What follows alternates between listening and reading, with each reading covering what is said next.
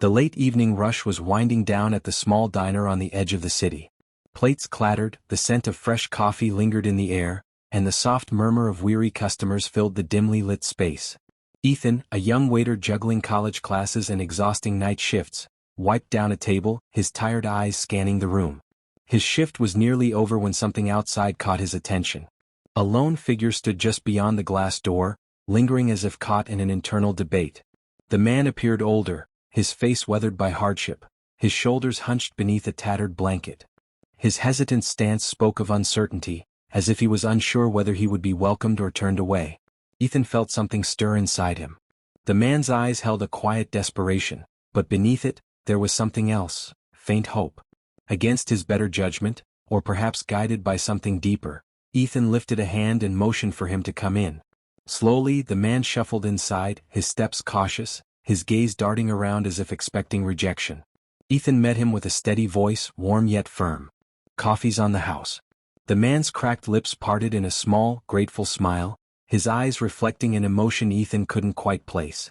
Without another word, Ethan poured a steaming cup of coffee and placed a warm slice of pie in front of him.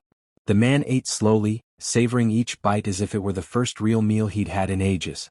Around the diner, a few customers exchanged judgmental glances, but Ethan ignored them. Something about this moment felt bigger than the disapproving stares of strangers. When the man stood to leave, he fumbled with the worn edges of his coat, seemingly searching for something in his pocket. "Wait," Ethan said, reaching into his apron.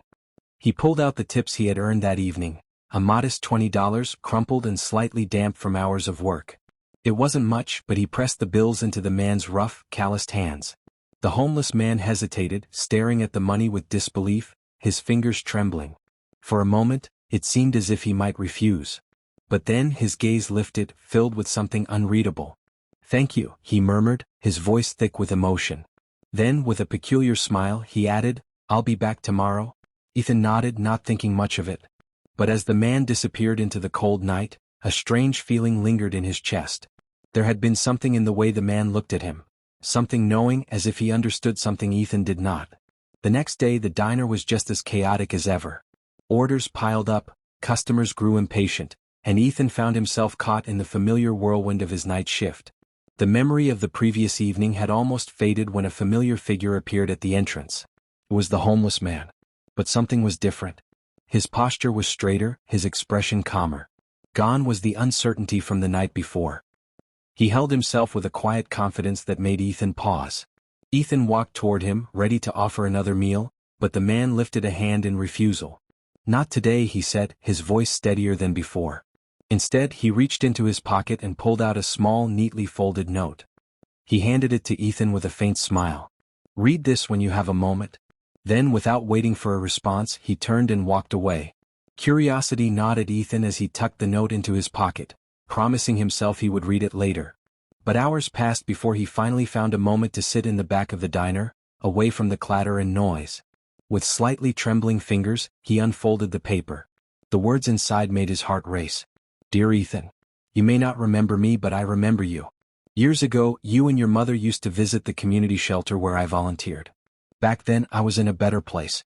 Your mother always spoke about how hard she was working to give you a future. I never forgot the kindness you both showed, or the way you used to share your snacks with the other children. Life took a turn for me and I lost everything. But last night, you reminded me of what it means to give, even when you have little yourself. I want to return the favor. Tomorrow morning, a car will come to pick you up. Don't ask questions. Just trust me. Your friend, Michael." Ethan's mind spun. He vaguely remembered a man named Michael from the shelter, a kind face from a childhood that felt like a distant dream. Could this really be him?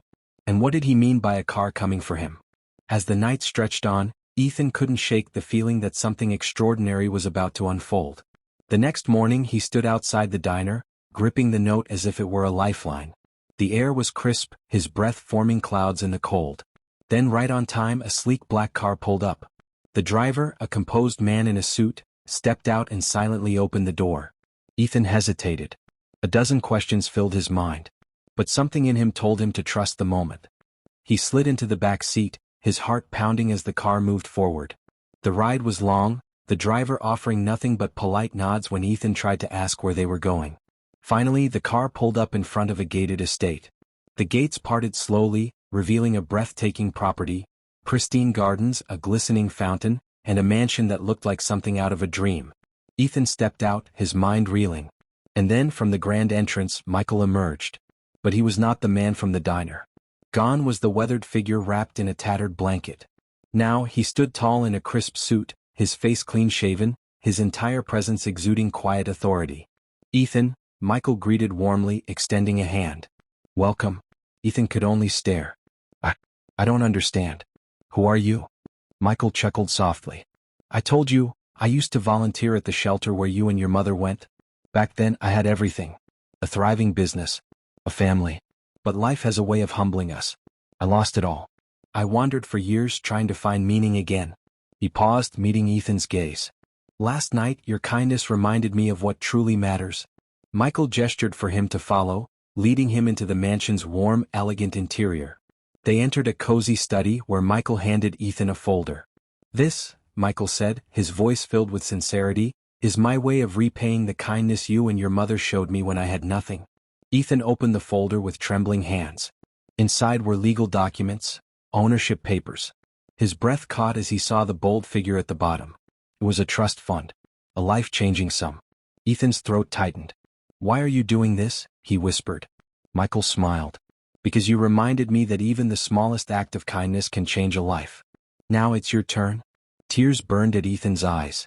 Then Michael added, "This trust isn't just for you. It's for the people who need it most. You'll be managing it, to help others just like your mother helped me." Ethan swallowed hard, nodding. A newfound determination filled his chest. As he stepped out of the mansion later that day, the world felt different, brighter, full of possibility. He now understood the true power of kindness. A simple act, a moment of compassion could ripple outward, changing countless lives. And now it was his turn to keep that ripple going.